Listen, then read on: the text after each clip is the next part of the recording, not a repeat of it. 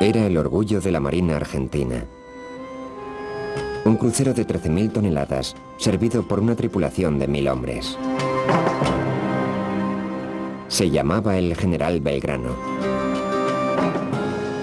En abril de 1982, partió del puerto y fue a alta mar, a luchar una guerra que pocos habían visto venir, y nadie parecía querer. Su joven tripulación estaba allí cumpliendo con su deber. No sabían que al otro lado del mundo, un submarino se estaba moviendo en su dirección, tripulado por otros jóvenes, cumpliendo con su deber. Los dos se encontrarían al final de la tarde del 2 de mayo de 1982, en las heladas aguas del Atlántico Sur. Lo que pasó a continuación es historia. Yo me volví hacia el capitán y le dije: vamos, jefe, mis torpedos están cargados. Podemos hundirle de una tacada.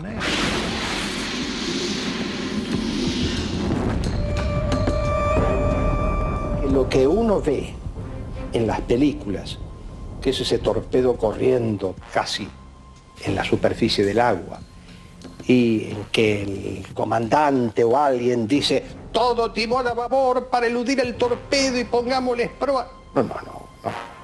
Aquí no existió eso. Fue un sonido ensordecedor y se produjo 2 veces. Y en ese instante siento una explosión, como algo muy amortiguado a lo largo de los maperos, pero una fuerte explosión que conmueve el buque de una manera parecida a como un colectivo puede subir el cordón de la vereda. Abro la puerta, miro hacia proa y la respuesta a uno de los chicos: no había proa. Le faltaba toda la proa. Entonces lo primero que tiramos es a volcarnos, a tirarnos al agua. Para que tengas una idea, caerse al agua es como si 1.000.000 de agujas se clavaran en el cuerpo en ese momento. Más de 300 marineros argentinos murieron ese día. Y gran parte del mundo reaccionó con ultraje, en especial en Argentina, donde el hundimiento fue descrito como un crimen de guerra contra un barco indefenso. Señora Thatcher, usted es una asesina. El hundimiento provocó incluso una tormenta en Gran Bretaña. Cuando volvimos, hubo cierto político que me llamó asesino, el que me había mandado allí. La historia desde dentro de lo que pasó en realidad ese día y por qué nunca ha sido contada. Hasta ahora. 20 años después del hundimiento, 2 supervivientes del Belgrano se unen a 2 tripulantes del submarino que lo hundió, en una expedición de búsqueda del barco perdido. Pasaron 2 semanas juntos en el mar que un día los separó, intentando sacar sentido a lo que ocurrió. Cuando el Belgrano se hundió, las calderas explotaron. Esta es la historia de un conflicto inverosímil entre 2 culturas muy civilizadas y muy diferentes que produjeron una tragedia marítima. Y décadas más tarde, una búsqueda de respuestas en esos mismos mares violentos.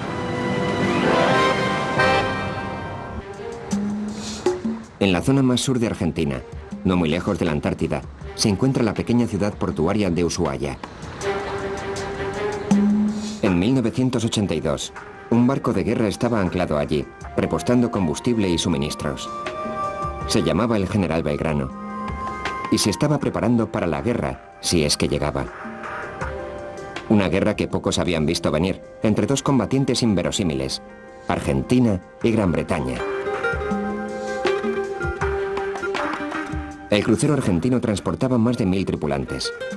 Muchos de ellos eran reclutas sin mucha experiencia naval. Sin embargo, como un solo hombre, creían apasionadamente en la causa por la que luchaban. Un grupo de islas estériles barridas por el viento frente a sus costas de las que la mayoría del mundo ni siquiera había oído hablar. Tengo el recuerdo del 2 de abril. Como todos los argentinos, yo me despierto con el televisor y me encuentro con la pantalla que teníamos las islas tomadas. Sentí muchas cosas, una de ellas fue una gran emoción. Pasaron pocos días que me llamaron de inmediato, hubo un plan de llamado, así que yo concurrí al barco. El comandante del Belgrano nos comunicó esa linda noticia de que se habían recuperado las Islas Malvinas. En cuanto a mi responsabilidad o lo que yo debería hacer, estaba orgulloso de que en ese momento se haya hecho eso. Y bueno, estaba en nosotros tratar de hacer lo que mejor podíamos hacer para defender que algo es nuestro, ¿no? Y el estar defendiendo la bandera de uno es muy importante. O sea, uno lo ve de chiquito cuando le hacen cantar el himno o ver la bandera o todas las cosas que fue uno aprendiendo durante la primaria y estar en ese momento defendiendo esos colores que veía siempre en el colegio es muy fuerte. Hubiera sido diferente si hubiesen sabido que el barco sería atacado en menos de 2 semanas por un submarino británico y que 1/3 de ellos moriría. Aunque ocurrió hace más de 2 décadas, el hundimiento del Belgrano ha dejado cicatrices en ambos países, en especial en los hombres que estaban allí cuando ocurrió. Marty Brown y Kevin Nichols estaban en el HMS Conqueror cuando dispararon los torpedos que hundieron al Belgrano. Han venido a tomar parte en una misión patrocinada por National Geographic, una expedición para encontrar el barco perdido. Se les unirán 2 oficiales argentinos que estaban en el Belgrano cuando se hundió, 2 de los afortunados.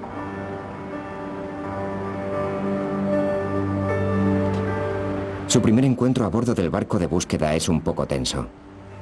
Buenos días, comandante Castromadero.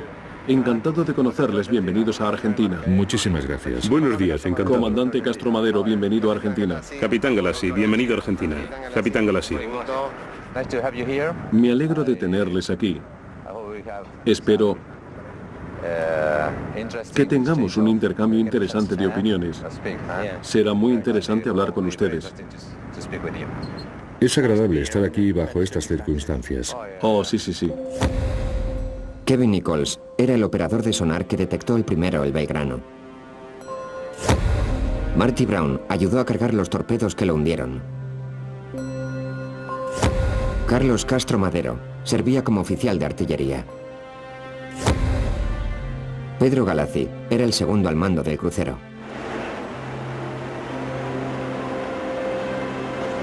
Kurt Newport es el líder de la expedición. Retrasos en recibir el equipo pesado al final del mundo los han retrasado 6 semanas del programa. Eso significa que navegarán al final del verano del sur, cuando los vientos y el mar se ponen bravos. La seguridad es una preocupación real. Durante años, cientos de barcos se han hundido en estas aguas y han muerto innumerables hombres. Los barcos navegan por el Atlántico Sur corriendo un riesgo. Esta es la cubierta principal donde todas las operaciones van a tener lugar.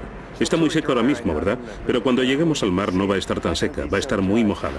Lo peor que puede pasarle al barco es que se hunda. Es malo, pero eso no va a pasar. Los barcos se hunden incluso hoy en día. Se asombraría de cuántos barcos salen al mar y no se vuelve a saber nada de ellos. El Sicor Lenga parte del puerto y entra en el canal Beagle. Los argentinos saben que son las últimas aguas en calma que verán por un tiempo.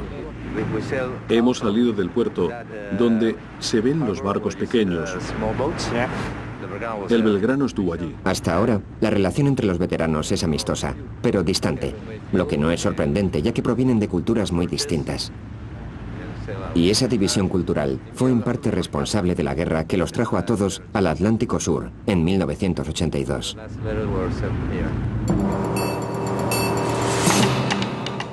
Los primeros tiros se dispararon antes del amanecer del 2 de abril, cuando una fuerza argentina desembarcó al este de las Islas Malvinas y comenzó a moverse por tierra.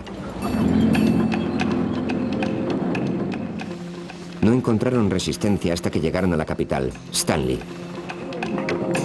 Después de un breve tiroteo en el palacio del gobernador, los defensores británicos se rindieron y los argentinos izaron la bandera de su país.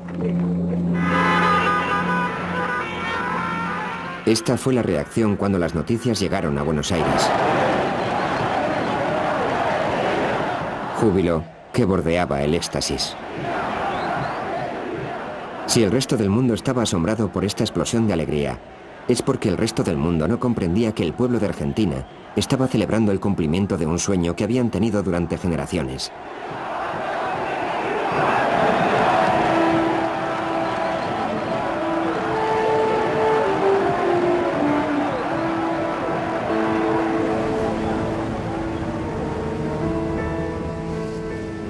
Y este era el objeto de su sueño, el premio que Argentina había codiciado a través de su historia.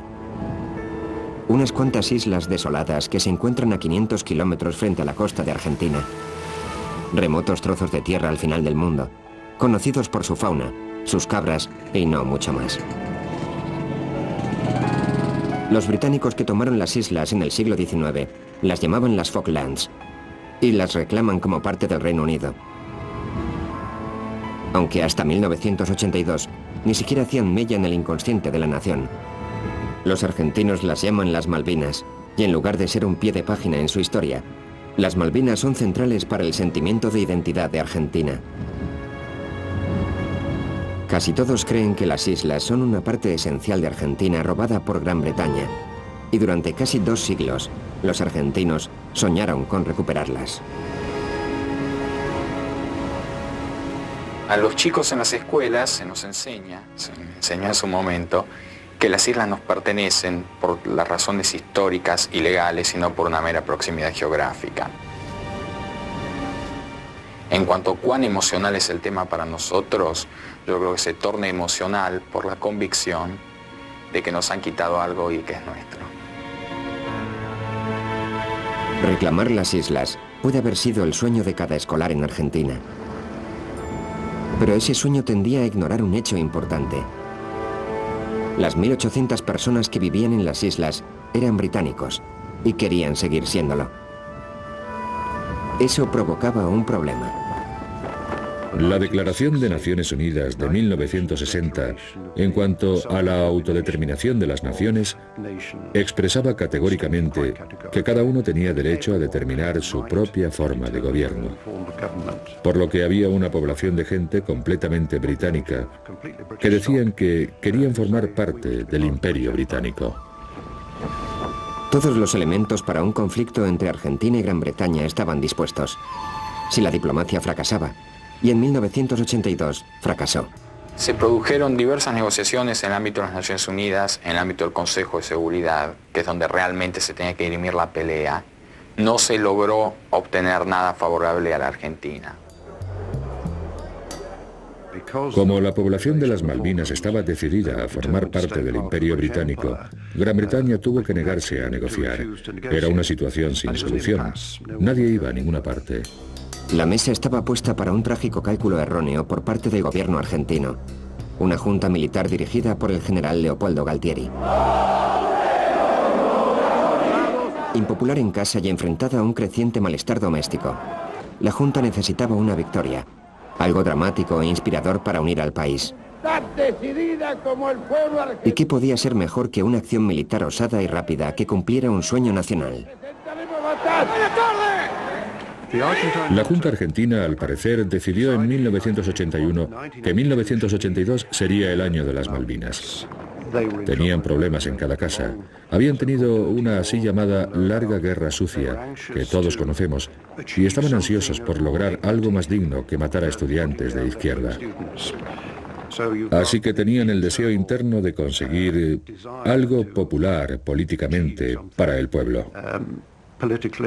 Porque el pueblo argentino, de la A a la Z, creía en las Malvinas. No hay ninguna discusión al respecto. Al ordenar la invasión el 2 de abril, la Junta estaba corriendo un riesgo calculado, la posibilidad de que Gran Bretaña no respondiera con soldados. Si la posibilidad se cumplía, satisfaría un deseo nacional y cubriría de gloria a los que lo habían planeado. Si fracasaba, no había modo de saber qué ocurriría. No querían hacer daño a nadie. No querían tener bajas si era posible. Pero creyeron que si ocupaban las Malvinas, saldrían impunes de ese acto. Las Malvinas están a 11.250 kilómetros de Gran Bretaña. Los argentinos esperaban simplemente que Gran Bretaña firmaría su renuncia a las Islas Malvinas. En su lugar, la jugada de Argentina cayó en manos del partido político dirigente en Gran Bretaña. En la primavera de 1982, el gobierno conservador dirigido por la primer ministra Margaret Thatcher mostraba señales de debilidad. Thatcher parecía estarse enfrentando a una ardua batalla en las siguientes elecciones, hasta que la Junta, sin darse cuenta, Le lanzó un salvavidas. Las fotografías de soldados británicos postrados en el polvo enfurecieron al pueblo británico y galvanizaron apoyo para que la primer ministro entrara en acción. Para Thatcher y la mayor parte de sus compatriotas, el honor de Gran Bretaña estaba en juego. Thatcher advirtió a la Junta que la invasión no se permitiría. Cuando un país invade tus islas es una humillación. Es una humillación. Pero igualmente no levantas los brazos espantando y dices que no hay nada que puedas hacer. A días de la invasión, Gran Bretaña había reunido una armada de más de 30 barcos, incluidos 2 portaaviones. Presionaron un barco de cruceros para que cumpliera con su deber transportando tropas.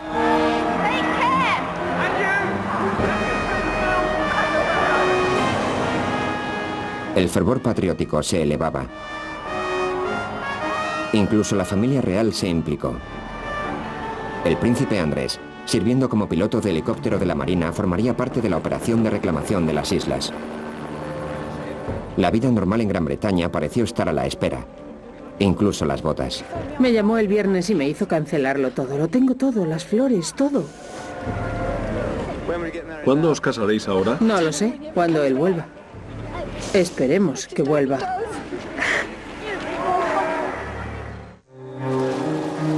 El 9 de abril de 1982, una semana después de la invasión argentina, la primera ola de la Armada Británica se dirigía hacia el sur, hacia su destino a medio mundo de distancia. No había plan. Todos reaccionamos ante el acontecimiento que fue el 2 de abril, la invasión de las Malvinas, lo mejor que pudimos. Fuimos al sur lo más rápido posible. La intención probablemente era desembarcar o hacer suficiente ruido para que los argentinos decidieran que no era buena idea, detenerlos y hacer que volvieran a casa sin líos. La Armada tardó unas 2 semanas en llegar a la isla Ascensión, que los británicos planeaban utilizar como zona de puesta en escena. Este iba a ser una especie de lugar de reunión donde pensaríamos todo el asunto y luego procederíamos de acuerdo con el plan que se hubiera desarrollado. Pero no se desarrolló ningún plan hasta que los barcos llegaron a Ascensión. El portaaviones en particular. Los submarinos habían ido por delante porque podían. Uno de los submarinos era el impulsado por energía nuclear HMS Conqueror y su tripulación de unos 100 hombres. Hubo una enorme cantidad de cosas que hubo que subir a bordo, muchísima comida. En una zona del mundo donde nadie había operado un submarino nuclear antes, tuvimos muchas cartas de navegación inusuales que estudiar y nuestros planes fueron de dimensiones mayores. Lo único que habíamos hecho era la Guerra Fría, y entonces nos mandaban a las Malvinas. Solo habíamos perseguido a rusos toda nuestra vida. Un submarino tiene un número de cosas que puede hacer, y como no tenía ni idea de lo que nos pedirían que hiciéramos, tuve que entrenar a toda la tripulación para que pudiera hacer todas esas cosas si nos pedían que las hiciéramos, y teníamos 14 días para hacerlo. Así que los hice trabajar muy duro de camino al sur. Mientras el submarino continuaba su camino hacia el sur, muy por delante del resto de las fuerzas, la Marina Argentina también se preparaba para la acción. Uno de sus barcos de guerra principales era un crucero ligero hecho en Estados Unidos llamado el General Belgrano. Tenía más de 40 años y no era especialmente rápido, pero estaba equipado con cañones de largo alcance. El crucero General Belgrano era un buque eminentemente antisuperficie. Era un buque artillero. Como buque artillero era poderosísimo. Sus 5 torres de 3 cañones cada una, de 6 pulgadas cada cañón, 8 cañones, 4 en cada banda, de 5 pulgadas, una cantidad de artillería antiaérea desparramado por todo el buque. El Belgrano había empezado su trayectoria como el USS Phoenix. Botado en 1938, el Phoenix había sobrevivido a Pearl Harbor y había entrado en acción en el Pacífico, donde se ganó la reputación de barco afortunado por su misteriosa habilidad de escapar de las batallas siempre ileso.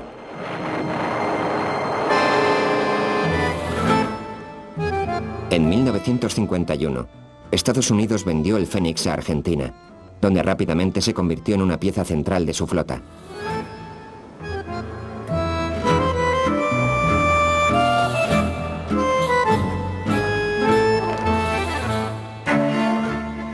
Durante años, miles de marineros argentinos habían servido en el Belgrano y muchos lo consideraban un segundo hogar.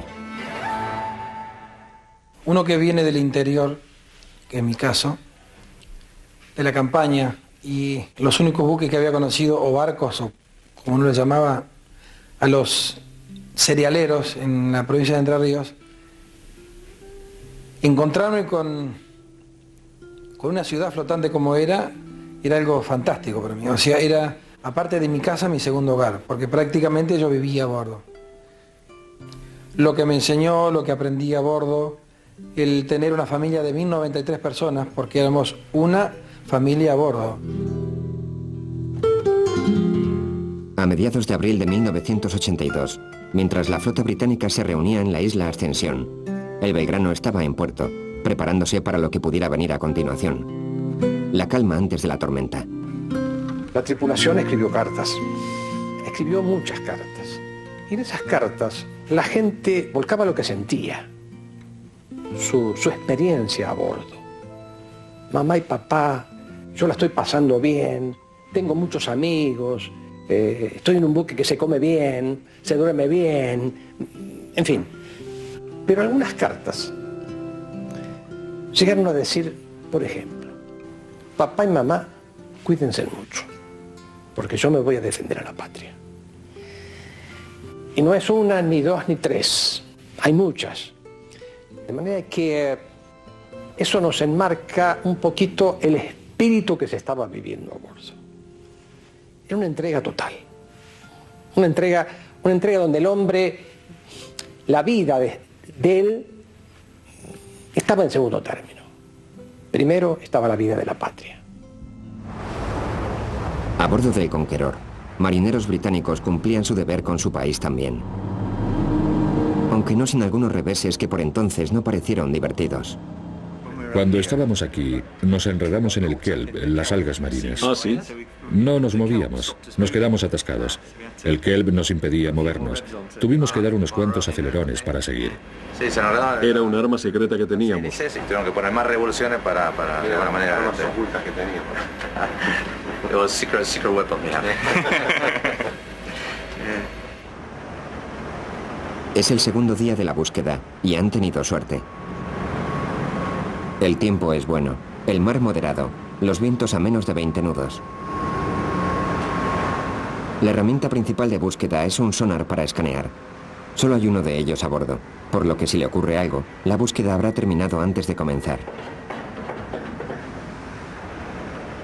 El Belgrano se hundió en aguas muy profundas, por lo que necesitarán soltar unos 8 kilómetros de cable para colocar el sonar en posición.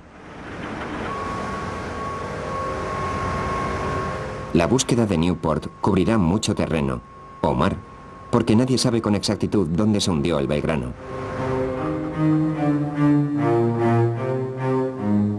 Los dos escoltas del crucero lo señalan en un lugar, el Conqueror lo señala en otro.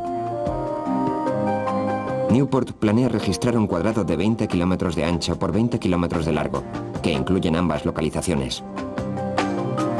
Usará una técnica de busca conocida como mover el césped. Después del impacto había mucho viento. Eso es bueno para determinar la posición, ¿no? Pero después del impacto redujeron velocidad con mucha rapidez. Si redujimos con mucha rapidez, perdimos la parte frontal del barco, así que paramos muy rápidamente. Como si hubiera parado en la arena. Entonces, debería encontrar un trozo grande de la proa hacia el este. Sí. Y luego un rastro de escombros yendo hacia allí, porque esta es la dirección de la corriente. Los escombros irían hacia allí, proa, barco, escombros. Estamos en el agua, eso es lo principal. No vamos a encontrarlo sin el sonar en el agua. Con suerte el tiempo no empeorará y podremos seguir trabajando. Y el capitán puede mantener el barco rumbo al este lentamente. Podemos buscar en ambas direcciones, nos ahorrará mucho tiempo. Ahora mismo todo está bien.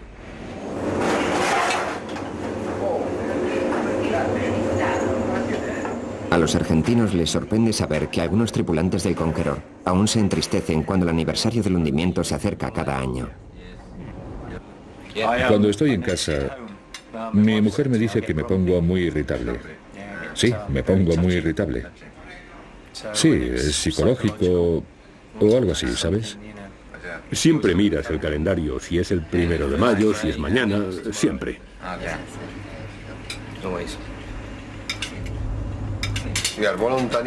¿Os ofrecisteis voluntarios para esta misión? Sí.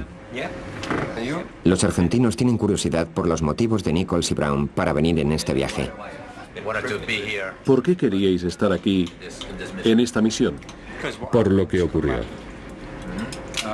Volver, conocer a alguien del Belgrano, ver sus sentimientos hacia nosotros, intercambiar puntos de vista, intercambiar historias. Es obvio que no vimos el Belgrano, solo lo oímos. Nunca vimos a nadie del barco. No conocemos a nadie del barco. Ni siquiera ves rostros. Solo lees en el periódico que toda esa gente murió. Y yo leí lo que vosotros leísteis en el periódico. Es muy impersonal, ¿sabes? Antes de venir, no sabíamos lo fresco que está en la memoria del pueblo argentino. Desde nuestro punto de vista, fue hace 20 años. Sigue fresco en nuestra memoria. Pero para el público en general, no es una gran cosa. Al final del primer día de búsqueda, una línea se ha completado y otra está en progreso. Las condiciones todavía son moderadas, pero están a punto de cambiar.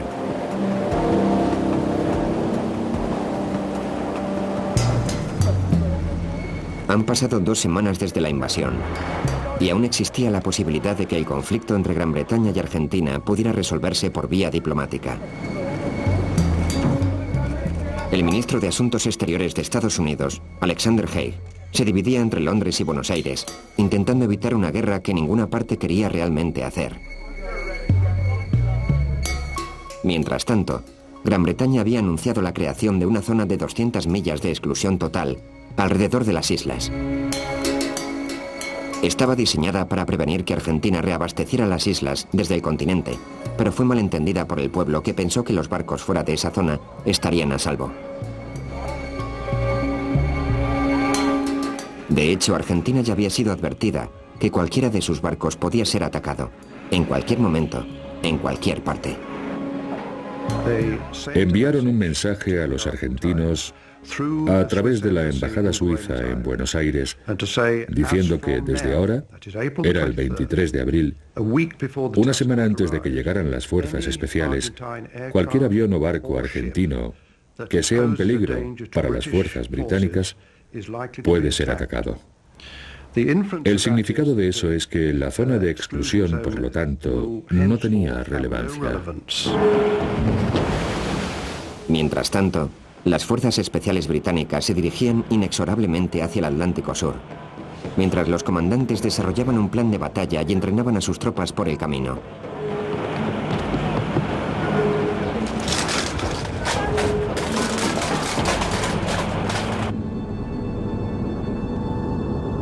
En el Conqueror, una guerra contra Argentina aún parecía un resultado improbable. Siempre creímos que los políticos lo resolverían antes de que llegáramos a las Malvinas.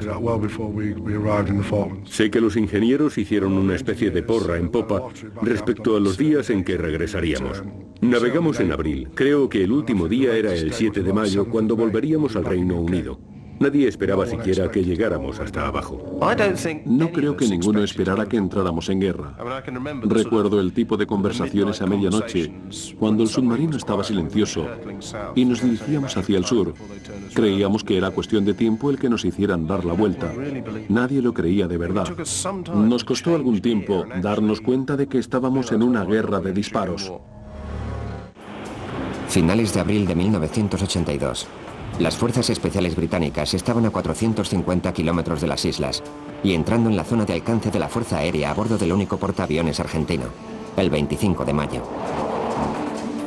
El grupo del portaaviones y un escuadrón de fragatas estaban al norte de las islas. El Belgrano y 2 destructores iban hacia el sur. Y los destructores, aunque no el Belgrano, estaban armados con un arma que los británicos temían, el mortal misil Exocet. Casi todos los barcos argentinos estaban equipados con la versión marina del Exocet, por lo que cualquiera que entrara en la zona de alcance del Exocet, cualquiera, y el Belgrano tenía 2 escoltas con misiles Exocet, podríamos haber perdido un portaaviones. Y si perdemos un portaaviones, ahora se reconoce que la pérdida de un portaaviones hubiera destruido la operación británica. Puedes permitirte perder los escoltas, son reemplazables, sustituibles, aunque sea algo incómodo si eres el capitán de uno. Pero eso es algo que sabes, es parte del trato. No deberías unirte si no sabes aguantar una broma. Pero los portaaviones son críticos para la misión. Pierdes los portaaviones y pierdes la fuerza aérea. Pierdes el aire y estás acabado. Se terminó. Por lo tanto, tomaría cada medida en mi poder para evitar los Exocet que dicen que vienen a hundir el barco. El comandante de las fuerzas especiales británicas comprendió que realmente estaba en una posición de gran peligro potencial y decide que debe tener unas reglas diferentes de combate. Por el momento, aún no se le permite disparar a los barcos en el mar. Aunque el pueblo en general no era consciente de ello, los argentinos también estaban cambiando las reglas del combate. Hacia finales de abril, el capitán Bonzo tenía órdenes de disparar a cualquier barco de guerra británico que se pusiera al alcance de sus cañones. Un hecho que no es del dominio público. Nuestra misión en el sur no estaba hecha para pasear, patrullar, sino para golpear. Cuando se nos dio a nosotros la autorización de usar las armas, en caso necesario, sabíamos que ya era una cosa en que teníamos que estar preparados, tanto para dar como para recibir. Me sentía motivado en eso, no sentía miedo, sentía una responsabilidad enorme, porque yo me metí a la Marina para defender a mi patria. No sé si está bien o mal, pero yo estaba preparado para la guerra. Nuestra gente estaba adiestrada totalmente. Tenía, casi le diría, que estaba ansiosa por apretar el gatillo. Viernes 30 de abril de 1982. A bordo del Conqueror, el operador de sonar Kevin Nichols oye el sonido de una hélice de barco a cierta distancia. Tuvimos un contacto con un barco. Pasamos el contacto a la siguiente guardia. Pero como llevaba una orientación que nos amenazaba, el capitán decidió que nos sumergiéramos bajo la línea de marcación y lo tuviéramos a la vista y viéramos lo que era.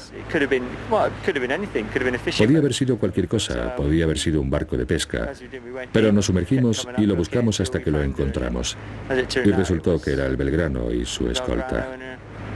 Era el petrolero el que hacía el ruido.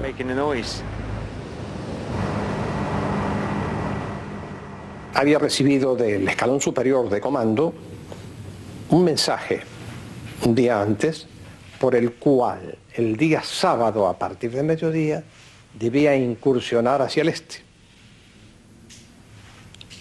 Hacia el este estaban los buques ingleses, de manera que entrábamos en un área peligrosa donde el crucero iba a ser vulnerable con determinados ataques.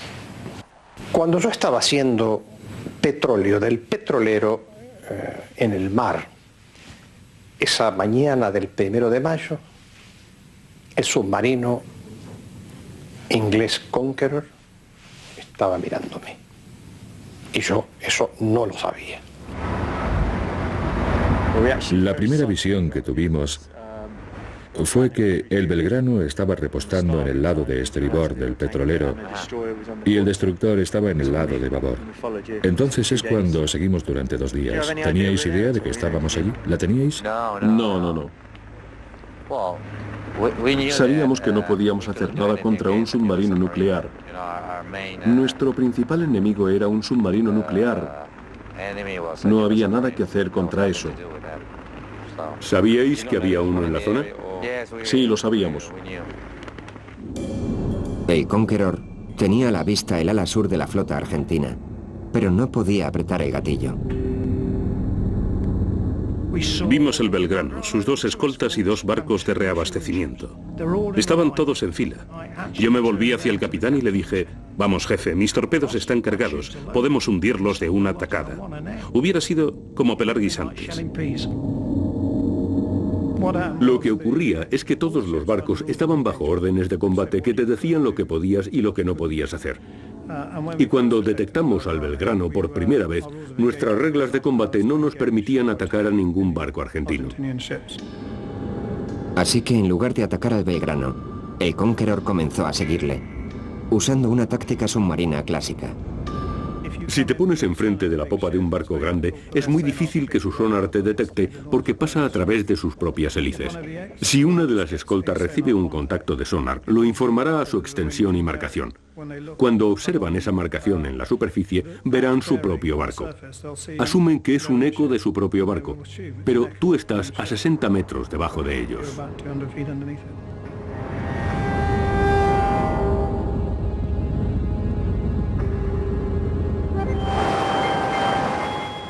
Sábado, 1 de mayo, un día clave en la guerra, por lo que no pasó. Todos los pilotos de la tercera escuadrilla que estaban embarcados en el portaaviones se preparan las bases en tierra para hacer un ataque coordinado, se preparan las unidades de combate de superficie de la flota, las corbetas, pero a último momento, y de modo muy raro en el Atlántico Sur, no se obtiene suficiente viento sobre la cubierta del portaaviones para el catapultaje de la tercera escuadrilla. Todos aquellos que nos hemos dedicado a estudiar un poco la guerra de Malvinas, tenemos todavía esa imagen casi de pesadilla de la falta de viento del 1 de mayo. El mismo día, los británicos comenzaron a atacar desde el aire a las fuerzas argentinas en la isla. La guerra que la mayoría de la gente pensaba que era evitable, se llevaba a cabo, ahora en serio. El Belgrano, navegando hacia el este, se estaba acercando a la flota británica. Y el capitán Bonzo sabía que su barco era vulnerable.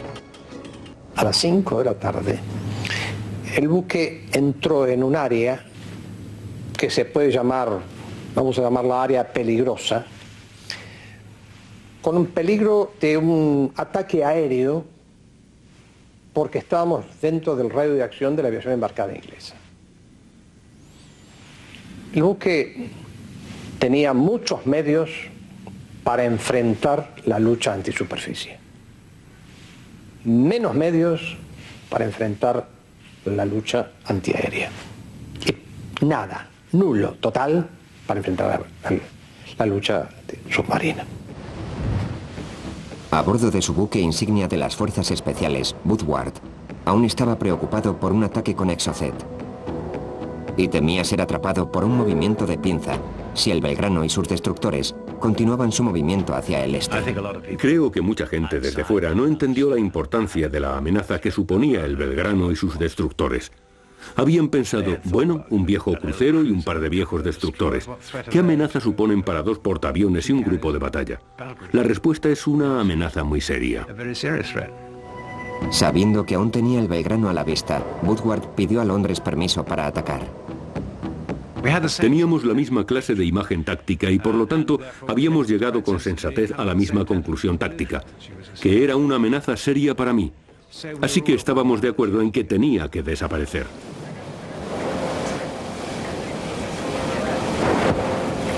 Día cuarto de la búsqueda. El Atlántico Sur por fin está a la altura de su reputación y coge a la expedición desprevenida.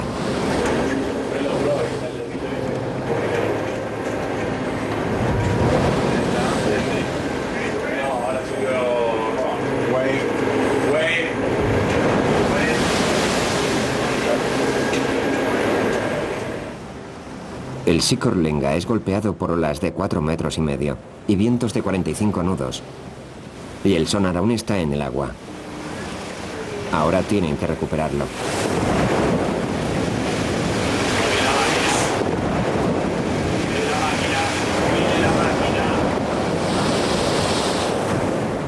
Por suerte, el cable del remolque ha aguantado la carrera de 4 horas por la superficie. Ahora tienen que subir 1.200 kilos de preciosa maquinaria a bordo, de una pieza. La coordinación tiene que ser perfecta.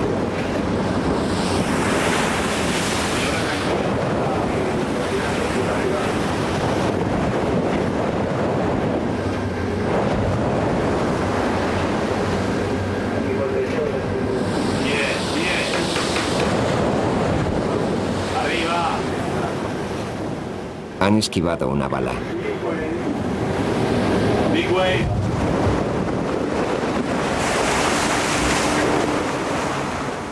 Pero es demasiado peligroso bajar el sonar hasta la cubierta resbaladiza. Pasará la noche en la grúa.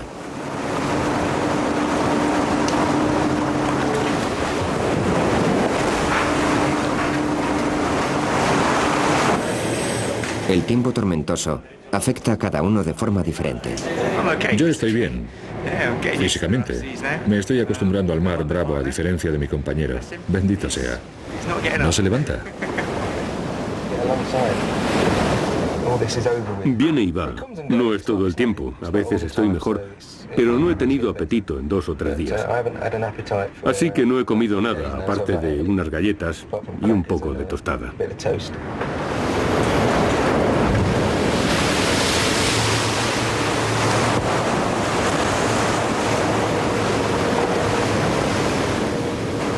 Al acabar el día aún siguen siendo vapuleados. Se toma la decisión de buscar refugio, aun cuando significa perder valioso tiempo de búsqueda. Hemos pasado un miedo atroz en la zona de búsqueda, porque el tiempo ha sido realmente horrible. Hemos vuelto a navegar alrededor de la isla, a lamernos las heridas y a asegurarnos de que todavía funciona todo. Es un milagro que tengamos aún un sonar que usar. Estuvimos a un pelo de perderlo. Eso es verdad casi literalmente. Una de las soldaduras que conectan el sonar con el cable de la grúa se ha partido y la otra está a milímetros de soltarse. Han esquivado otra bala. El amanecer del 6º día.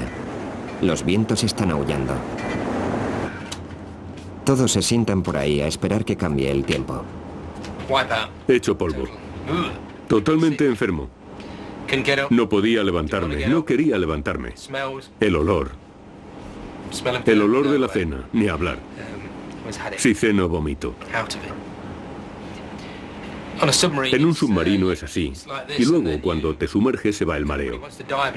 Pero si estás en la superficie durante algún tiempo, yo vomitaba por todas partes. Castro Madero pide a la Marina Argentina un informe del tiempo. Hacia mediodía y parte de la tarde, Lo más que pueden decir es que la tormenta puede estallar en 24 horas. Pues mañana va a ser el diluvio. El tiempo no se va a poner razonable. No podremos trabajar hasta el sábado, quizá al mediodía. He empezado a odiar este lugar. No, es el tiempo que lo está fastidiando todo. Han perdido 2 días, tal vez 3. Hasta ahora el Mar del Sur ha llevado a la expedición a un punto muerto.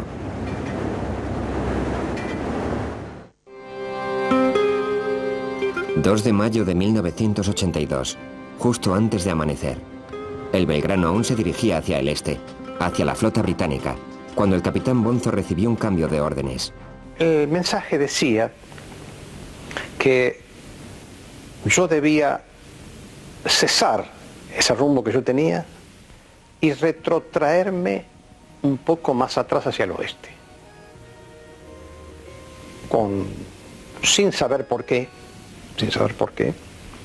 realicé la maniobra. Di vuelta y comencé a navegar hacia el oeste.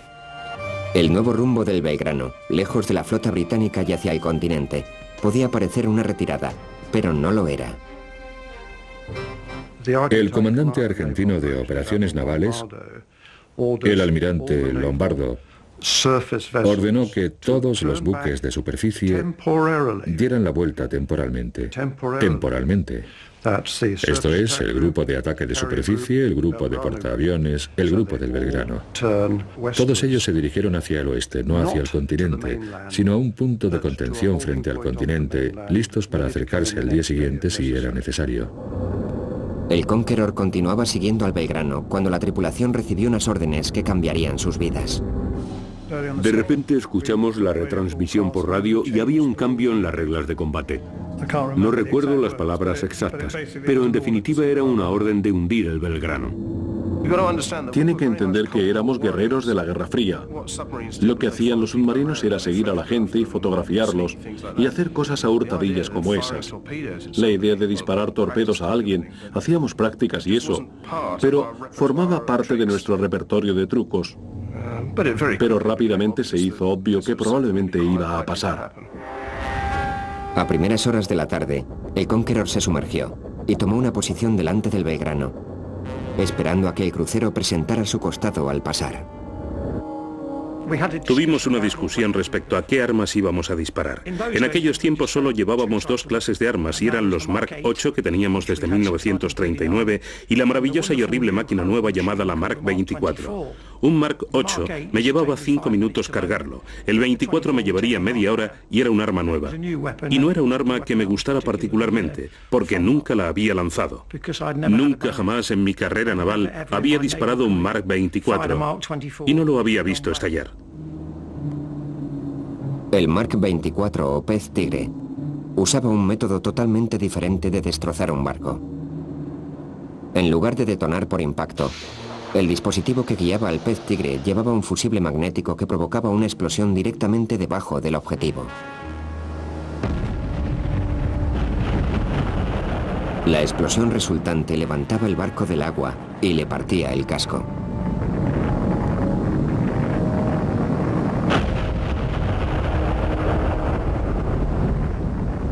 Al menos, esa era la teoría.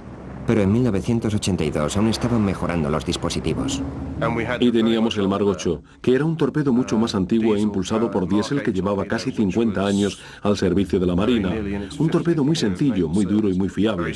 E íbamos a atacar a un barco de la Segunda Guerra Mundial que fue botado en 1938. Así que no hubo un gran debate en cuanto a qué torpedo deberíamos usar. Yo dije que tal vez deberíamos disparar el Mark 8, porque era un arma probada, pero si fallábamos, siempre podíamos intentarlo con los 24. El capitán me dijo que informara a la tripulación a través de la retransmisión principal, a través de los altavoces, a todo el submarino, que íbamos a realizar un ataque deliberado contra el Belgrano después de comer.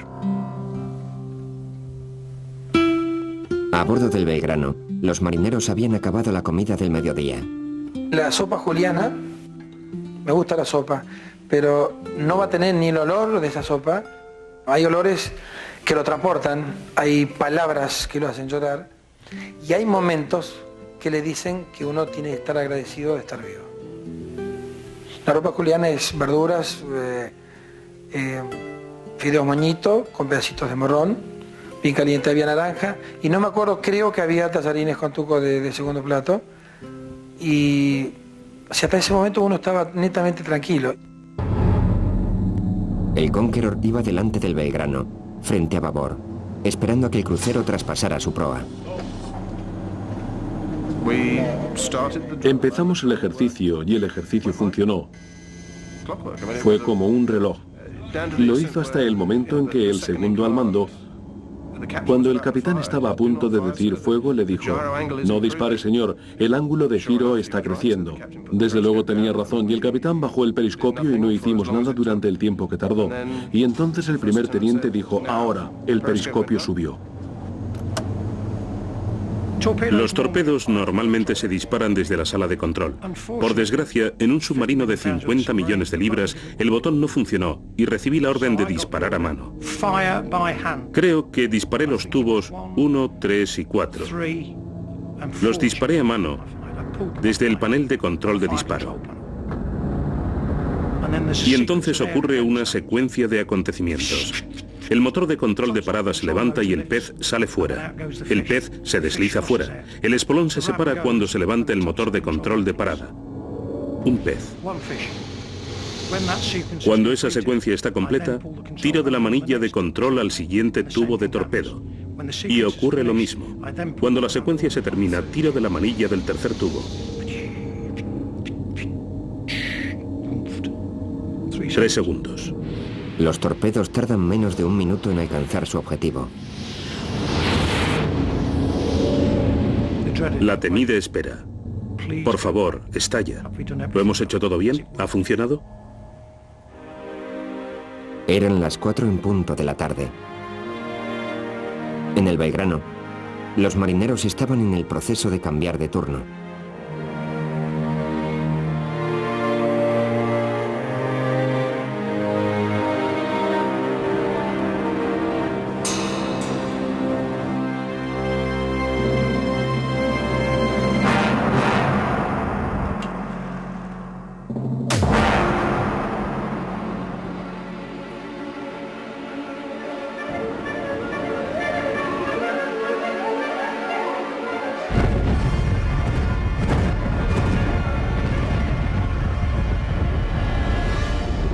El primer torpedo impactó en el Belgrano, en medio del barco, a babor. En ese instante murieron varios cientos de hombres. Fue el torpedo que, por supuesto, mató a toda la gente que estaba en la sala de máquinas. Los marineros que habían escapado a la explosión inicial tuvieron que enfrentarse al fuego. La gente que estaba en la cubierta del comedor ven producirse en el piso un gran orificio. Y en ese momento, una bola de fuego, que era aire caliente, aire incandescente, que ven venir hacia ellos. No podían hacer otra cosa que taparse la cara para cuidar el rostro. En forma instintiva, levantaron las 2 manos para taparse la cara. En su pasaje hacia arriba, iba arrastrando máquinas y hombres. Iba rompiendo cubiertas, iba perforando todo lo que encontraba a su paso, hasta llegar hasta la cubierta principal. Un segundo torpedo impactó contra la proa del Belgrano, 5 segundos después del primero. Como que le pega un cachetazo y automáticamente le pega al otro. Fueron segundos. Un chorro de agua que se eleva 20, 25 metros y luego cae. Caen con hierros, maderas, cosas del buque. Y cuando cae ese chorro de agua, le faltaban al buque 15 metros. Abro la puerta, miro hacia proa y la respuesta a uno de los chicos: no había proa. Le faltaba toda la proa. A bordo del Conqueror, la tripulación podía escuchar los torpedos alcanzando su objetivo. Oías una explosión. Literalmente, oías un boom. Era un sonido de vapum y sonó 2 veces. A la primera explosión hubo vítores en el submarino. Se oyeron en todas partes. La conmoción es ruidosa. Eran más de 400 kilos de explosivos estallando a menos de 1 kilómetro de distancia. Ese momento aún obsesiona a los hombres que estuvieron allí. No piensas en las personas a bordo. El trabajo no es matar gente, es detener el barco. Si detienes el barco y todo se para, estupendo. Pero es probable que cuando lanzas 1000 kilos de explosivos para que impacten en algo, a 40 y tantos nudos, va a impactar y a matar gente. Fue tarde esa noche cuando nos sentamos y pensamos qué habíamos hecho. Y piensas, ¿cuántas personas iban en ese barco? Dios, pobres diablos, son igual que nosotros, están haciendo exactamente el mismo trabajo que nosotros. Y es muy triste, de verdad. El Belgrano se paró en seco y empezó a llenarse de agua muy rápidamente. El buque queda totalmente a oscuras, sin energía y con un silencio, yo diría, aterrador. Si el silencio a veces es una cosa muy buena, pues en un buque de guerra el ruido de las máquinas andando es una bendición. Usted siente ese yum, yum, yum, yum, y uno duerme tranquilo. El comandante está en paz consigo mismo.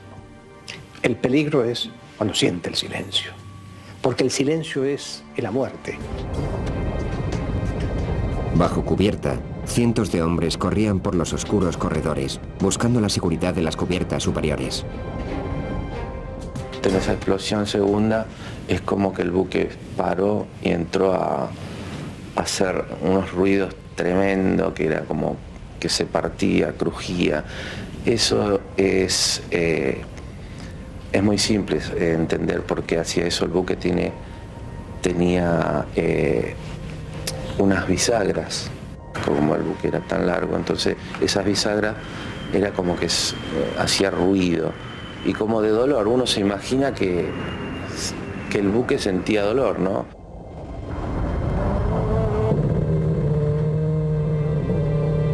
Quedó oscuro el buque y unas luces muy tenues pasaban a través de las escalas. Entonces la imagen era como si fuera una catedral gótica. Entre los humos que subían, vapores y un olor muy penetrante.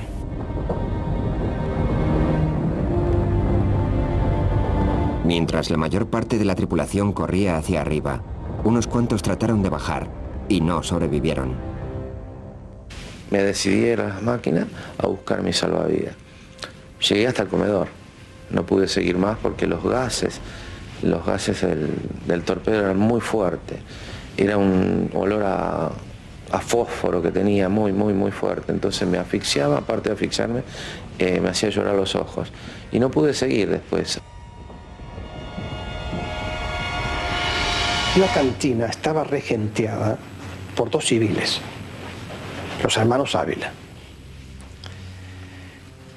Cuando estábamos en Puerto Belgrano y íbamos a zarpar para la guerra, quedamos con mi segundo comandante de ofrecerle a los dos cantineros civiles la posibilidad de desembarcarse, porque ellos no tenían obligación de ir a la guerra.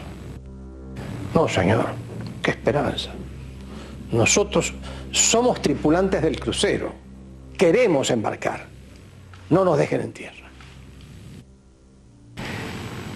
Cuando uno de los hermanos se dirige a la cubierta para ocupar su puesto de abandono, no ve entre la gente que está en la cubierta a su otro hermano. Entonces, llevado, impulsado por su amor de hermano, baja a las cubiertas bajas, oscuras, llenas de petróleo, vapor, agua caliente, inundación. Baja. Y hoy los dos hermanos Ávila son dos de los 323 héroes del crucero. 20 minutos después de que los torpedos impactaran el barco, la mayoría de la tripulación había llegado a la cubierta principal. Entonces esperaron que su capitán decidiera qué hacer a continuación. Yo tenía la sensación de que aún podía mantener el buque a flote, cuando comienza una leve inclinación. El crucero era un buque muy fuerte, muy noble en su material. Sabía que estaba herido, pero tenía esperanzas de que poder sobrevivir a esto por lo menos un tiempo. El capitán Bonzo no estaba seguro si venía ayuda de camino o no. Los torpedos habían destrozado las comunicaciones por radio, por lo que no se había enviado ninguna llamada de auxilio. Los destructores escoltas navegando varios kilómetros al norte. Ni siquiera sabían que el crucero había sido atacado.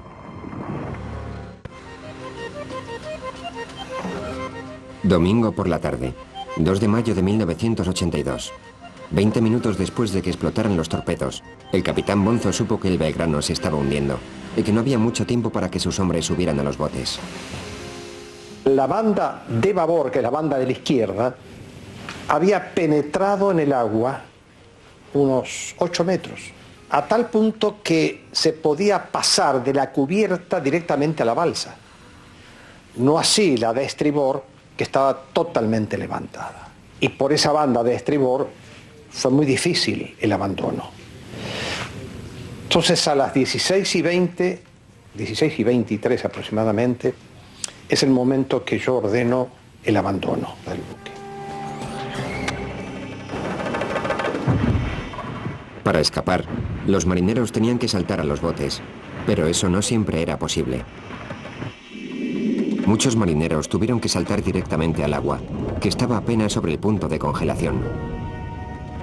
Algunos nunca volvieron a la superficie. Entonces lo primero que tiramos es a volcarnos, a tirarnos al agua. Para que tengas una idea, caerse al agua es como si 1.000.000 de agujas se clavaran en el cuerpo en ese momento, ¿no?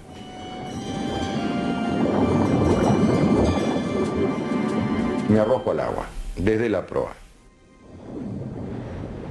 Ahora no lo haría, digo sinceramente, porque el impacto con el agua fría es tan paralizante, es doloroso. Y aparte que el agua entra inmediatamente por toda la ropa y es como estar en el agua. Y la sensación es de muerte inminente. Uno no puede respirar, no puede moverse, no puede nadar, está torpe. Y no es tan fácil nadar con todo el equipo, la pistola y los zapatos. Cuando salgo a la superficie, justo era el ritmo de rolido, donde, como si fuera este techo, tenía el casco del buque. Y uno no puede hacer nada, no puedes nadar, no puedes alejarte, estás como boyando a merced del agua. No puede nadar contra el agua. Y por un instante pensé que se terminaba todo. Uno de los tripulantes tenía una cámara y sacó una foto. Solo un par de hombres permanecían en cubierta, en pie cerca de la proa partida. Uno de ellos era un suboficial llamado Barrio Nuevo. El otro era el capitán Bonzo. Corrimos la cubierta un poco para ver si había algún herido que necesitara la ayuda nuestra. No había ninguno. Barrio Nuevo acepta tirarse al agua, siempre y cuando yo me tire.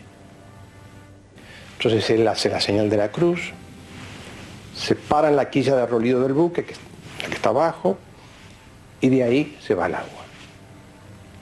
Y luego yo, también haciendo la señal de la cruz, me dejo deslizar por esa misma soga, nado unos 50 metros, y 3 balsas estaban esperando esas 2 figuras humanas que no sabía quiénes eran, pero que eran 2 tripulantes, con peligro de que el buque se diera vuelta y se las chupara las balsas.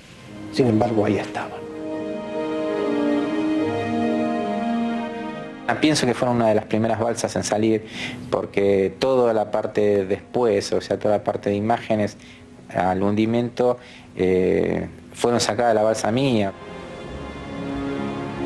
Esas fotos muestran un grupo de botes a babor del barco, cargando supervivientes. Todos corrían peligro de ser arrastrados con el crucero cuando se hundiera.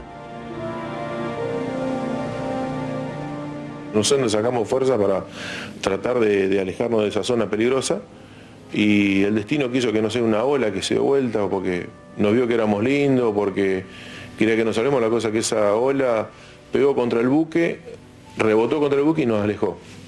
Y después, bueno, se abrió el mar y ya el viento nos llevó más o menos unos 300, 400 metros en el momento que el buque desapareció de superficie, ¿no?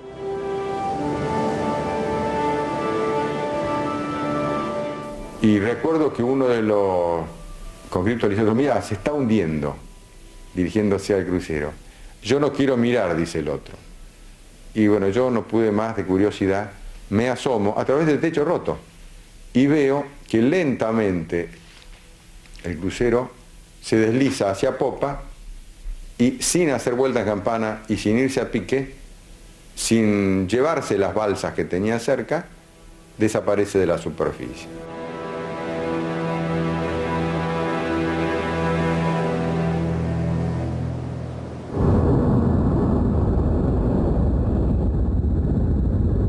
escucha a bordo del Conqueror grabó el ruido mortal del Belgrano.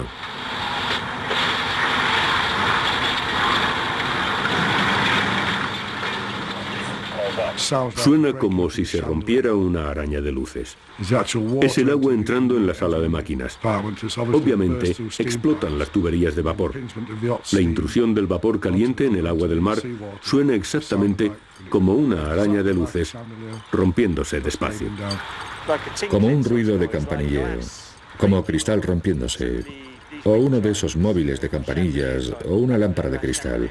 No es lo que esperas exactamente, es muy surrealista. A las 5 de la tarde el Belgrano había desaparecido de la vista, dejando a más de 700 hombres solos en un mar oscuro. Y el barco se da vuelta y se pone en vertical y se va hacia abajo. Ahí es cuando gritaron, ¡viva la patria! Cantaban el himno nacional. Yo sentí que se iba algo de mí.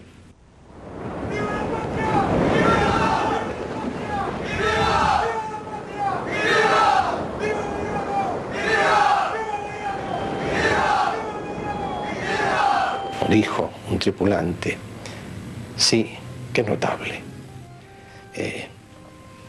Su hundimiento fue tan noble como toda su vida. Ninguna balsa se fue con él. No arrastró a nadie. Si realmente son 13.500 toneladas más 9.000 toneladas de agua que comenzaron a irse hacia abajo. Así se habrá ido hasta los 3.000 metros hacia abajo. Allá está, junto con los hombres que lo acompañan. El Belgrano aún sigue ahí abajo, en alguna parte, aunque 8 días de búsqueda no han hallado ni rastro de él. A la expedición solo le quedan 4 días y Kurt Newport está empezando a preocuparse. Vamos a intentar completar la segunda mitad de la línea que no completamos antes porque empezó la tormenta. Y luego volveremos hacia el sur y haremos otra línea hacia el sur. Todos sabemos que el barco está ahí abajo. Y si buscamos en un área lo bastante grande lo encontraremos. Lo que no sé es si vamos a poder hacerlo.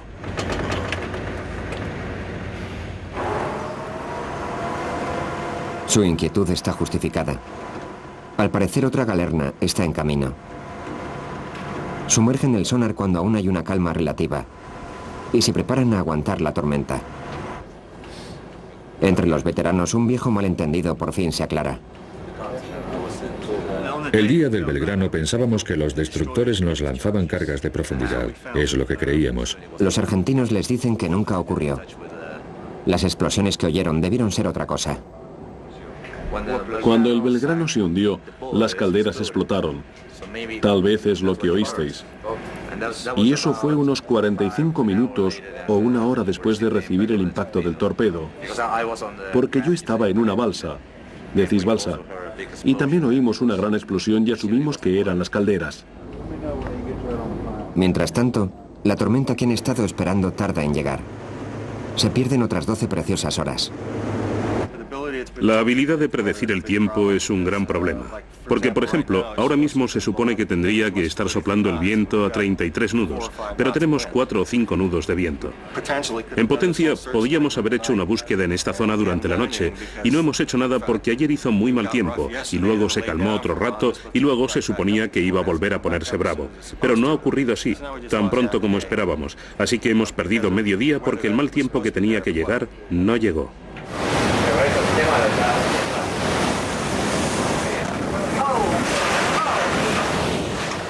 Medio día después de que lo predijera el boletín meteorológico, la tormenta por fin se desata y con ella un sentimiento de resignación. Yo creo que si los tiempos están fijados, que tenemos que estar el 14 en Puerto de Ushuaia, queda solamente un día para encontrarlo, hacer una corrida más y me parece que las posibilidades son muy remotas, lamentablemente. La mayor decepción, obviamente, es el tiempo. Ha sido terrible. Sientes pena por Cole. Después de tanta planificación, no poder llevar a cabo la búsqueda realmente.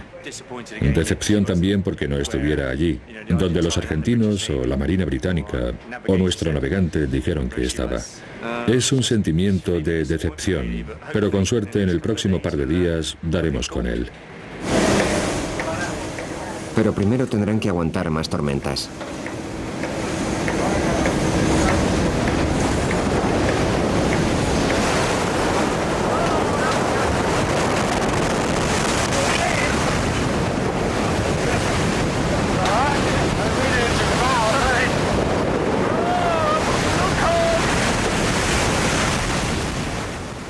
En cubierta, solo mantenerse en pie ya es un problema. Pero al menos ellos tienen un barco. Los supervivientes del Belgrano estaban apiñados en balsas de goma cuando una tormenta los alcanzó justo después de que desapareciera el crucero. Vientos que soplaban a más de 100 kilómetros por hora. Olas de 6 metros. Temperaturas cerca de bajo cero. Durante la noche que empezó el temporal, vos escuchabas el viento y las olas que venían y de repente un silencio. Y caía la ola sobre el techo de la balsa, hundiéndonos a todos. Y fue algo realmente, si lo transportáramos el infierno del Dante al mar, sería algo muy parecido, ¿no? No sé cómo explicarle. Es como si una mujer embarazada a los 8 meses se pone a jugar al rugby. Así era la balsa. Me imagino yo nunca no me acuerdo cuando estaba en la panza de mi madre. Y yo les decía a los muchachos, ¿cuántas veces pasaron una noche de fiesta sin dormir? Muchas. Bueno, esta va a ser una noche sin dormir. El que se duerme no se despierta.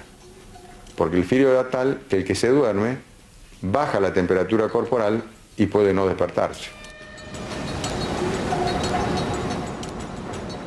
El amanecer encontró a los botes dispersos y lejos de la zona donde el Belgrano se había hundido. Habíamos navegado, impulsado por el viento, cerca de los 80, 90 kilómetros esa noche. Entonces era difícil detectar, sobre todo que había un temporal muy grande, los aviones no podían hacer vuelos más bien bajos, había poco plafón, prácticamente no existía, de manera que la búsqueda aérea se hacía muy dificultosa. Algo que estábamos todos preocupados porque había uno de los chicos que estaba en la balsa que no podía orinar. Y llevaba el martes de la madrugada sin orinar y estaba... Lo taparon y no había manera, y teníamos miedo. Hasta que por ahí un silencio total se escuchó. Sacar el loto, una lotería. Al alba, aviones despegaron del continente para iniciar la búsqueda, aunque no tenían muchas esperanzas de encontrar nada. Mucha gente asumía que el Belgrano se había hundido con su tripulación. Entonces, un avión de búsqueda a punto de terminar su combustible localizó una balsa, y luego otra.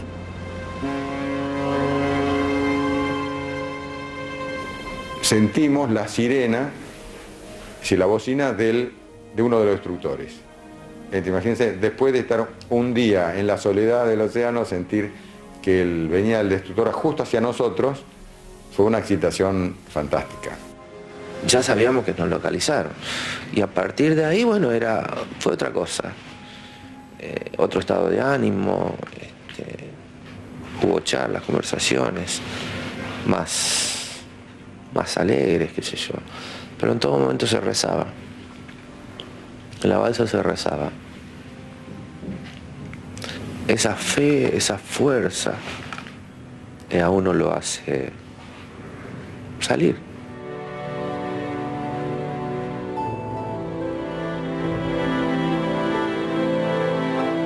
...24 horas después de hundirse el Belgrano... empezaron a recoger al primer superviviente. Al último lo encontraron medio día después. Cuando yo llego al Gurruchaga, y mi balsa fue la última del grupo en ser rescatada, casualidad, ¿no? Subo al buque, las piernas prácticamente eran como de algodón, en un primer momento prácticamente no las siento. Y antes de ir a a que el médico me pusiera una inyección para hacerme dormir, quise ver a mi tripulante. Y entonces bajé hasta el lugar donde estaba. Estaban en el suelo, estaban en las mesas, acostados en los bancos, estaban desparramados por todas partes.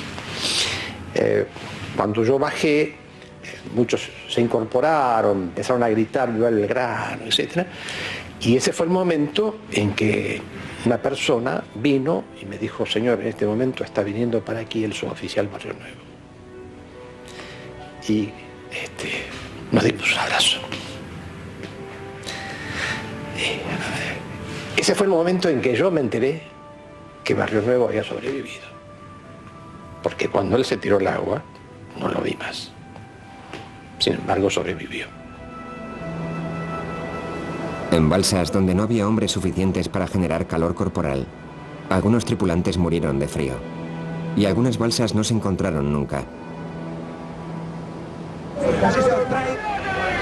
En Argentina, la noticia del hundimiento fue recibida con dolor y rabia. Había un sentimiento creciente de ultraje porque Gran Bretaña había jugado sus cartas injustamente. Señora Thatcher, usted es una asesina. Y la noticia del hundimiento del Belgrano se difundió alrededor del mundo.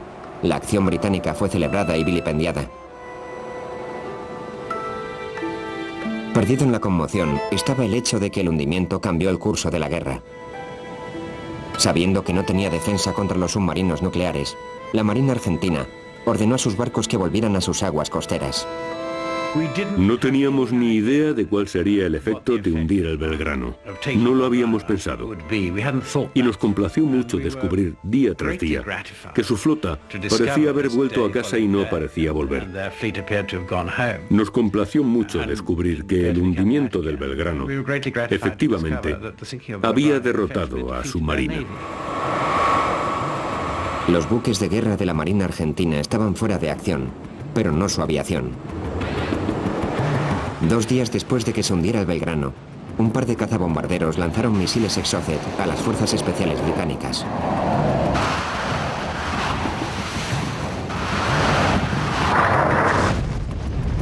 Uno de los misiles dio en el blanco, el destructor Sheffield. 20 hombres a bordo del Sheffield murieron. Docenas más fueron heridos. Que atacaran el Sheffield fue una gran conmoción para todos, creo yo. Esta era la primera baja importante en nuestro lado. Habíamos perdido varios helicópteros y creo que unos 5 Harriers en accidentes, pero no por acción enemiga. Pero el Sheffield fue la primera pérdida importante. No se hundió inmediatamente. No se hundió durante algunos días, pero quedó inutilizado de inmediato y eso tuvo bastante efecto. Con los buques de guerra argentinos ahora retirados, la Marina británica controlaba el mar lo bastante para realizar un desembarco. El 21 de mayo, desembarcaron en San Carlos y comenzaron a luchar en tierra. 7 días más tarde, las tropas británicas capturaron la colonia de Goose Green. Mientras tanto, los ataques aéreos de Argentina continuaban. En total, 7 buques británicos se hundieron y una docena más fueron dañados. Como las bajas comenzaban a aumentar, las tropas británicas se movieron por tierra hacia la capital de Stanley. Atrincherados, los soldados argentinos ofrecieron una resistencia tan feroz como esporádica.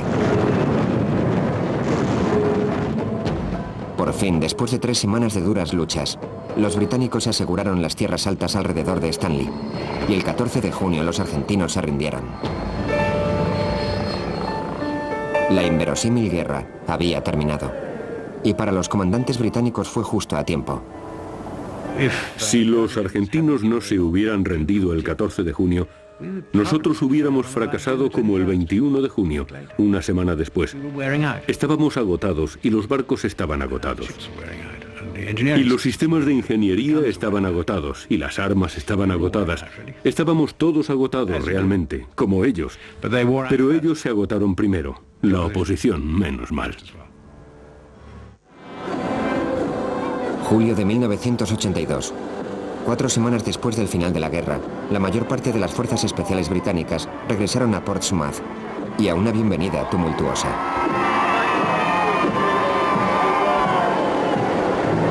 En Faslane, Escocia, el Conqueror llegó a casa y a una recepción más tenue. Y hubo quejas de que la bandera Jolly Rogers, que enarbolaba, era una afrenta a la decencia, aunque la bandera pirata era una vieja tradición de los submarinos después de una patrulla con éxito. Claro que izamos una Jolly Rogers. Los submarinos lo han hecho desde más corto en el 1914. ¿Por qué íbamos a cambiar? Si la gente lo encontró ofensivo, no deberían ofenderse tan fácilmente. Antes nos llamaban piratas, por eso la tradición es que hicemos una Jolly Rogers y nos sentimos orgullosos de izarla porque habíamos hecho un buen trabajo. La tripulación se quedó asombrada al saber que las acciones del submarino durante la guerra estaban siendo condenadas incluso por sus compatriotas. Cuando volvimos, hubo cierto político que me llamó asesino, el que me había mandado allí. La audacia de alzarse y llamarme asesino. No, pensé, típico de los políticos. Y de nuevo nombraron la nave. No se nombra un submarino. Un submarino es una cosa, es una horrible máquina de matar. No se le nombra. Y estaba en toda la prensa. Vuelves de una patrulla y te deslizas dentro, a hurtadillas. Así entras y sales. No quieres que la gente vea qué está pasando. Somos un servicio secreto. Cuando llegamos había cámaras de televisión y todo lo demás. No queríamos eso. Es muy agradable que te digan lo maravilloso que eres y que haya medio mundo en el muelle para recibirte. Mi hija mayor nació mientras yo estaba fuera y yo tenía muchas ganas de conocerla. Al capitán lo llevaron a tierra, le dieron champán y lo recibió el almirante.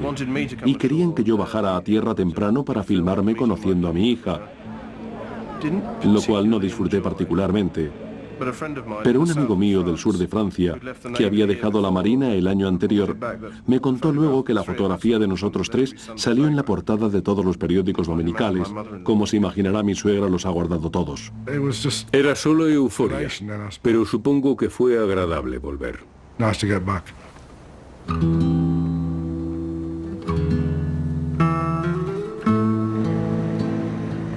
En Argentina, la tripulación del Belgrano regresó a efusiones de emoción y la agridulce recepción que reciben los trágicos héroes de un sueño que se ha evaporado.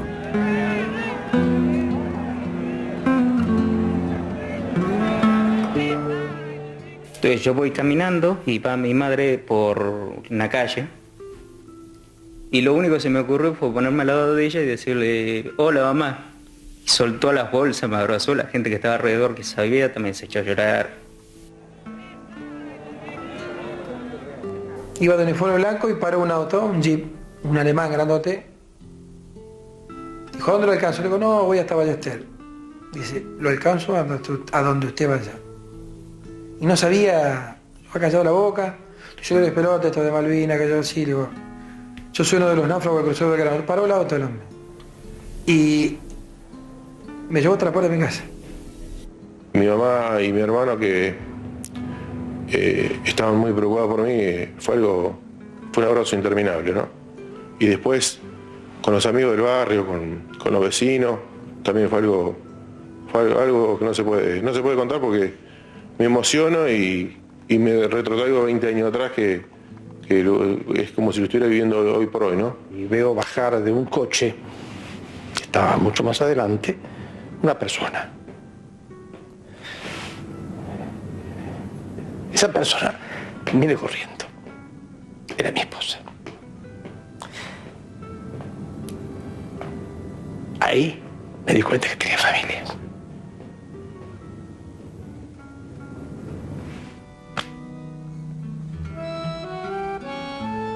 Habían ido a la batalla llenos de orgullo y confianza, a luchar por lo que creyeron justo. Como nación, habían apostado y habían perdido.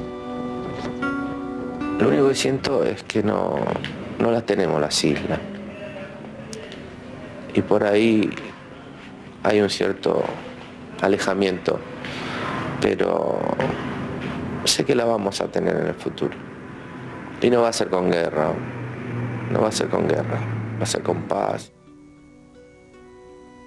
Ellos tuvieron el honor de dar la vida por los amigos, que somos nosotros, y que Dios, en el momento que los torpedos iban hacia el buque, estiró su mano, tomó a lo que necesitaba, que eran a los 323 que se fueron, y nos dejó a nosotros para que en este momento pudiera contarle a usted lo que realmente pasó para que no vuelva a suceder. Fuimos a la guerra.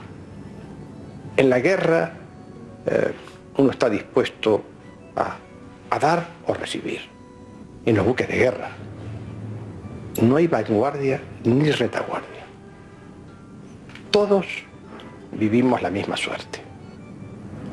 Si el torpedo, en lugar de pegar en este lugar, pega 40 metros más a proa, son otros los muertos y otros los sobrevivientes. De manera que el destino le dice a uno algo que es inamovible, el momento del fin de su vida. Nosotros ayudamos a ese destino, hasta donde pudimos. Lo ayudamos con adiestramiento, con camaradería, con espíritu de equipo, con espíritu de buque, con responsabilidad. Lo ayudamos. Pero finalmente es el destino el que da su última palabra. Es una cosa así. Las guerras las hacen los poderes, no la hace el civil. Yo no tengo nada contra el inglés y el inglés tampoco. Obviamente si el submarino nosotros teníamos la posibilidad de hundirlo, lo hubiésemos hecho, porque ese era nuestro trabajo en ese momento. Pero no tengo un odio hacia ese marino que estaba en el buque enemigo. Y yo creo que ellos igual, ellos no tienen odio hacia nosotros. Fue un acto de guerra y fuimos nosotros los actores en ese drama, ¿no?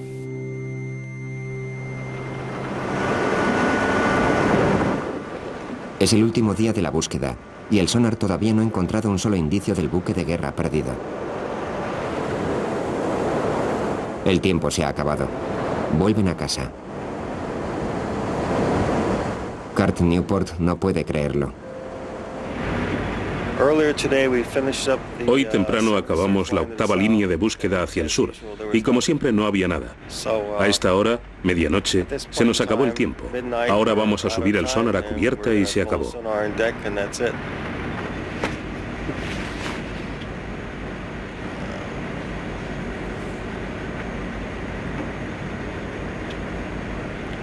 Debo decir que nunca, jamás, ni en mis sueños más locos, creí que si veníamos aquí y buscábamos en toda la zona, no encontraríamos ese barco. Porque un barco hundiéndose es un gran desastre, deja material. Cuando el torpedo le golpea, hay cosas que saltan del barco. Se hunde todo, pierdes todas las chimeneas, pierdes todos los mástiles, los radares, los cañones, las torretas se caen. Deja un montón de escombros en el fondo y no hemos visto nada de eso. No está allí. Y yo no entiendo por qué. Los veteranos reciben la noticia por la mañana. Quiero que sepáis que hemos acabado la búsqueda y, como sabéis, no hemos encontrado lo que estábamos buscando. Supongo que seguramente estará a unos 3 kilómetros fuera de nuestro cuadrado. Pero ya no tenemos más tiempo, así que volvemos hacia Ushuaia. Los argentinos saben que sus compatriotas estarán decepcionados, pero a un nivel personal es un alivio. Tengo sentimientos encontrados. Por un lado, un poco de tristeza por no haber podido brindar el homenaje que el pueblo argentino quería que hagamos y que nuestros héroes se merecen. Pero por otro lado, tenía miedo de ver cómo encontraba el Belgrano, porque quiero recordar al Belgrano con esa estampa aguerrida, desafiante, orgullosa, que es la que definitivamente tengo, ¿no? Seguramente quieren recordar el barco como estaba y no como seguramente estará después de estar en el océano más de 21 años o casi 21 años. Así que seguramente es mejor que siga siendo un misterio, por ahora al menos. Un sencillo servicio conmemorativo reemplaza la elaborada ceremonia que los argentinos habían planeado. Una corbeta de la Marina se les une. Creo que es bueno que estemos recordando a nuestros héroes y una historia de gloria de nuestro país.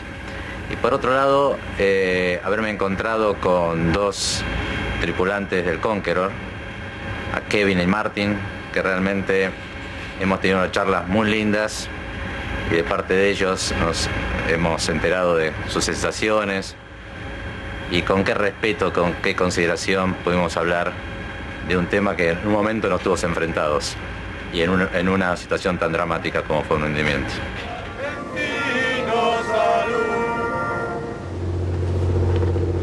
Una corona de cuerda simboliza la conexión entre los que están sobre el agua y los que están debajo.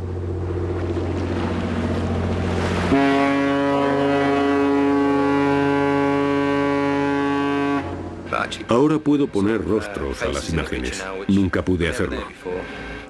La guerra para nosotros fue tan impersonal porque no llegas a ver lo que está pasando, a qué disparas o lo que estés haciendo. Pero ahora he conocido a Pedro y a Carlos. Ha sido estupendo hablar de las experiencias. Las han compartido con nosotros. Hemos respondido a las preguntas que tenían. Hemos dado nuestros puntos de vista. Nos han dado una gran bienvenida. Ha sido una gran experiencia.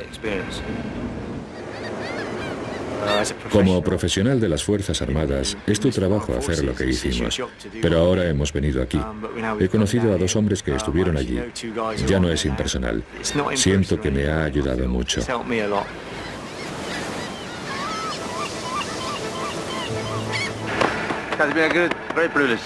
Ha sido un honor conocerle, señor. Díganle a su gente cómo pensamos. Espero que vuelvan pronto aquí, ¿de acuerdo? Hace 20 años estos 4 hombres estuvieron a 1 kilómetro de distancia, adversarios sin rostro en una guerra inverosímil.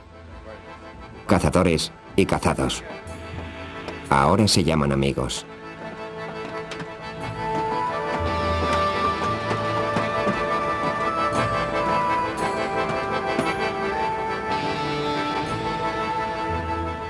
Los 4 hombres formaron parte de una guerra que se suponía iba a cambiar el paisaje político. Y el paisaje cambió, aunque no de la manera que todos pretendían.